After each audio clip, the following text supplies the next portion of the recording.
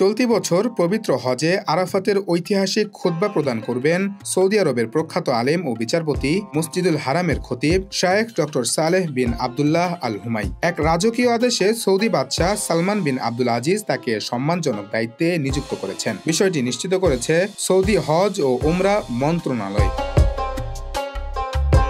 শায়েখ সালেহ আল হুমাইদ একজন সম্মানিত ইলমি ব্যক্তিত্ব, রাজনীতিবিদ, বিচার বিশারদ এবং শিক্ষা ও গবেষণায় অবদান রাখা শীর্ষস্থানীয় আলেম। তিনি 1949 সালে সৌদি আরবের কাসিম প্রদেশের বুরাইদা শহরে জন্মগ্রহণ করেন। ইসলামী আইন ও শরিয়া বিষয়ে উচ্চতর শিক্ষা নিয়ে তিনি পবিত্র মক্কা শহরের উম্মুল কুরা বিশ্ববিদ্যালয় থেকে 1975 সালে অনার্স, 1976 সালে মাস্টার্স এবং 1982 সালে পিএইচডি ডিগ্রি অর্জন করেন। মাত্র 33 বছর বয়সে 1983 সালে মসজিদুল হারামের ইমাম হিসেবে নিয়োগ পান।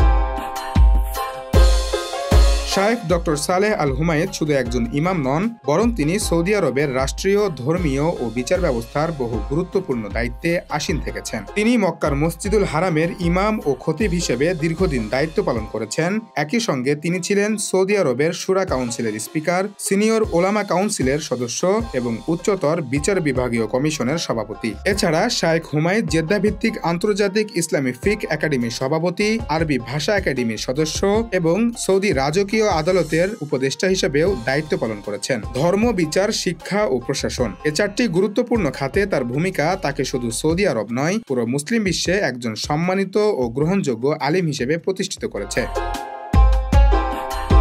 2016 সালে তিনি ইসলামের খেদমতের স্বীকৃতিস্বরূপ পেয়েছেন কিং ফয়সাল আন্তর্জাতিক পুরস্কার, যা বিশ্বের অন্যতম মর্যাদাপূর্ণ সম্মাননা।